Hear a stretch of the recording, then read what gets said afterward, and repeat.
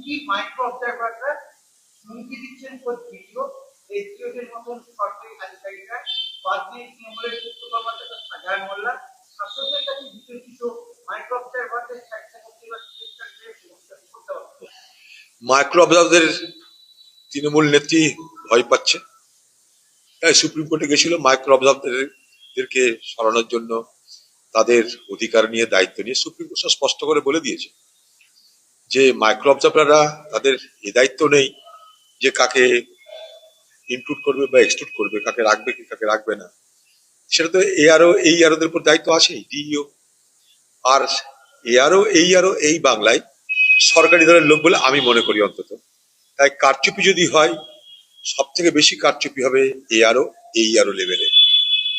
এবং এই ঝঞ্ঝাটটা পাকানোর পিছনে, এই মানুষের হয়রানি করার পিছনে এদের একটা বড় ভূমিকা আছে, যারা পশ্চিমবঙ্গ সরকারের নিয়োজিত সমস্ত সরকারি কর্মচারী। এই যত হয়রানি হচ্ছে মানুষের, এটা তৈরি করা হচ্ছে জানা তার থেকে বেশি করে। মানুষকে সুরাহা দেওয়ার পরিবর্তে, তাদের সমস্যার সমাধান করার পরিবর্তে তাদের সমস্যাকে আরো জটিল করার প্রচেষ্টা চলছে এদের মাধ্যমে, যাতে গোটা নির্বাচন প্রক্রিয়ায় একটা একটা আমি তুমির খেলা চলে, ওরা আমরা এরকম একটা খেলা চলে। মানুষের উপকারটা এখানে বড় কথা নয়, বড় কথা ভোটে আমার কার কত লাভ হলো তার জন্য হাওয়া তৈরি করো। এসআর প্রক্রিয়ার বিরোধিতা প্রথম দিন থেকে করেছি আমরা, তার অনেক কারণ আছে। কিন্তু সুপ্রিম কোর্টে গিয়ে নাটক করে সুপ্রিম কোর্টের বিচারপতি যখন বলছে এটা করতে হবে, তখন আবার নতুন করে বিডিও দিয়ে ধমকানো চমকানো করার মধ্য দিয়ে পশ্চিমবঙ্গের মুখ্যমন্ত্রী এবং তৃণমূল সরকার তাদের নিজের উদ্দেশ্যটাকে স্পষ্ট করছে। মানুষ ভিন রাজ্যে গিয়ে সমস্যায় পড়লে তা নিয়ে অনেক বড় ইস্যু তৈরি করা হয়, কিন্তু আয়ুষ্মান ভারত সহ কেন্দ্রীয় প্রকল্প বাংলায় চালু হলে মানুষকে যেতে হলো না রাজ্যে ছেড়ে। এর কেন্দ্রীয় প্রকল্প নিয়ে রাজ্য সরকারকে আক্রমণ নির্মলা। ভিন রাজ্যে বাংলাভাষীদের হেন থাকে কেন্দ্রীয় প্রকল্পের বাস্তবায়ন নিয়ে মেটানো সম্ভব? ভিন রাজ্যে মানুষ যাচ্ছে এখান থেকে রুটি রুজির জন্য। যে কোনো রাজ্যের মানুষের যে কোনো রাজ্যের রুটি রুজি কমানোর অধিকার আছে, তার সাংবিধানিক তার অধিকার আছে। সেই অধিকারটাকে কেউ অন্য জায়গায় খর্ব করা হলে, কেড়ে নিতে চেষ্টা করা হলে, তার প্রতিবাদ বিরোধিতা করা হবে। কারণ আমাদের সংবিধান বলছে যে ভারতবর্ষের যে কোনো প্রান্তের, যে কোনো রাজ্যের, যে কোনো ধর্মের যে কোনো মানুষ ভারতবর্ষের যে কোনো রাজ্যের যে কোনো প্রান্তে গিয়ে বসবাস করতে পারে, রোজগার করতে পারে, এটা তার অধিকারের মধ্যে পড়ে। এখানে কোনো রাজ্যে বাংলাভাষী, বাংলাদেশি যেভাবেই হোক, সেখানে অত্যাচার হলে রাজ্যের কেন্দ্রের উভয় তাদের দেখা উচিত, কারণ তারা সবাই ভারতবাসী।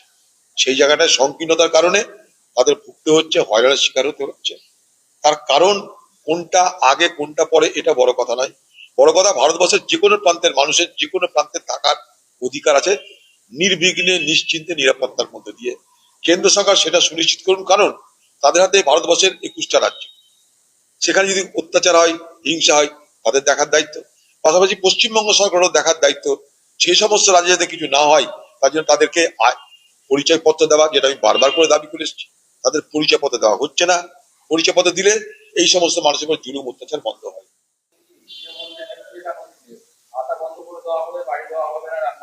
এটা তো করে প্রত্যেকবার পঞ্চায়েত ভোটে। এমনও হয়েছে যে কোথাও কোথাও যদি ভোটে জিতেছে কংগ্রেস, আপনারা জানেন সাগরদিঘিতে যখন কংগ্রেস জিতলো, বাইরন জিতালো, হ্যাঁ বাইরন আমাদের সঙ্গে নেই, তারপর পরে গোটা সাগরদিঘি ব্লকে লক্ষ্মীর ভান্ডার টাকা বন্ধ করে দেওয়া হয়েছে। অদ্ভুত ধরনের নিষ্ঠুরতা এগুলো। সাধারণ মানুষ কিন্তু একটা সরকারের কৃতদাস নয়, একটা সরকারের চাকর নয়। তারা যেটা পায় সরকার ঘোষণা করে, সরকারের পরিকল্পনা অনুযায়ী পায়। আর সরকারের পরিকল্পনা করে কোনো পৈতৃক সম্পত্তি নয়। সরকার পরিকল্পনা করতে যে টাকা খরচ করে, সেই টাকা মানুষের উপরে ট্যাক্স ধার্য করে আদায়ও করে। অর্থাৎ কেউ কারি পৈতৃক সম্পত্তি থেকে মানুষকে কিছু দিচ্ছে না। উন্নয়ন খাতে পঞ্চদশ অর্থ পরিষদের দ্বিতীয় কিস্তির 680.86 কোটি টাকা পেল বাংলা। ভোটমুখী বাংলায় দেনার দায়ে ডুবে থাকা ভাতা সর্বোচ্চ রাজ্যের হাতে এই বিপুল টাকা কি সঠিক খাতে খরচ হবে? 6,000 টাকা, 6,000 কোটি, 680.86 কোটি। ওতে কিছু হবে না। পশ্চিমবঙ্গের সরকারের মাথার উপর ধারের বোঝার পরিমাণ প্রায় 7,75,000 কোটি টাকা হবে। ছিটফুট হবে, ওতে কিছু। মানে পশ্চিমবঙ্গ সরকার এখন যে আর্থিক দুরবস্থা, তাতে ছাই ফেলতে ভাঙা কুলো, ছাই ফেলারও ভালো কুলো পাওয়া যায় না। তার মধ্যে ভোটের আগে বেকারদের খুশি করতে হবে, মা বোনদের খুশি করতে হবে, তাতেই সব টাকা ব্যয় করে দাও। তার মধ্যে এবার দেখলাম যে ইমাম ভাতা নিয়ে পশ্চিমবঙ্গ সরকারের আর কোনো মাথা ব্যথা নাই। মানে দুধেল গায়ের যে কর্মক্ষমতা সেটা মনে হয় শেষ হয়ে গেছে। মুসলমানরা ভোট দিবে না তৃণমূল এটা বুঝে ইমাম ভাতা মুয়াজ্জেম ভাতা বাড়ানোর জন্য কিন্তু কোনো পদক্ষেপ করলো না, লক্ষ্য করে দেখছিলাম। বাকি সবাইকে খাতিরদারি আছে, ইমাম ভাতা মুয়াজ্জেম ভাতা কোনো খাতিরদারি হলো না। এখন যা হচ্ছে সমস্ত ভোটের পরিপ্রেক্ষিতে হচ্ছে। ভোটে কে কোথায় কাকে ধরলে ভোট পাওয়া যাবে, কাকে টাকা দিলে ভোট পাওয়া যাবে, এই নিরিখে কিন্তু পশ্চিমবঙ্গের রাজ্য বাজেট হলো এবার। বাধ্যতামূলক স্বরাষ্ট্র মন্ত্রক নয়া নির্দেশিকা জারি করেছে। এর বিরোধিতা করছে অল ইন্ডিয়া মুসলিম ল পার্সন। তাদের দাবি এই গানটার মধ্যে দেবদেবীর উল্লেখ রয়েছে, তাই এটি সংখ্যালঘুদের মৌলিক অধিকার নষ্ট করে। দেখুন, এগুলো ভেবেই তো একটা সময় বন্দে মাতরম 6টা স্ট্যান্ডার বদলে 2টো স্ট্যান্ডার নেওয়া হয়েছিল, এবং এটা ভারতবর্ষের যে পার্লামেন্ট, সেই পার্লামেন্টের কনস্টিটিউয়েন্ট অ্যাসেম্বলিতে দীর্ঘ আলোচনা করে সকলের মতামত নিয়ে সমস্ত ধর্মের যারা বড় বড় মাথা, সমস্ত সমাজের সমস্ত বর্গের যারা বড় বড় মাথা, তাদের সকলের মতামত নিয়ে এই সিদ্ধান্তটা নেওয়া হয়েছিল, এবং যেটা কবিগুরু রবীন্দ্রনাথ ঠাকুর নিজে গিয়েছিলেন। কারণটা এটাই ছিল যে নতুন দেশ স্বাধীন হয়েছে, দেশের মধ্যে বিভাজনের রাজনীতি করে লাভ কি আছে? সকলের জন্য ঠিক হয় এমন একটা কিছু করা ভালো। সকলে যদি মেনে নেয় তার থেকে তো ভালো কিছু হতে পারে না। কাউকে আঘাত দিয়ে আমি খুশি হতে পারি বলে আমি মনে করি না। সকলের সঙ্গে মিলেমিশে চলার মধ্যে দিয়েই খুশি অনুভূত হোক, এটাই আমরা চাই। ভারতবর্ষের কংগ্রেস পার্টি, ভারতবর্ষের সংবিধান নেতারা সেই জন্যই জাতীয় সঙ্গীত হিসাবে জনগণমন অধিনায়ক, রাষ্ট্রগান হিসাবে national song and national anthem, রাষ্ট্রীয় গান, জাতীয় গান হিসাবে বন্দে মাতরমকে স্বীকৃতি দিয়েছিল। আজ আবার সেই পুরনো যে বিভাজনের থেকে মুক্ত হয়ে এসে নতুন ভারতবর্ষ তৈরি হয়েছিল, আবার সেই পুরাতন বিভাজনের পথে ভারতবর্ষকে ঠেলে নিয়ে যাওয়ার মধ্যে কোনো বড় রাজনৈতিক মানসিকতা আছে বলে মনে করি না, কোনো ঔদার্য আছে বলে মনে করি না।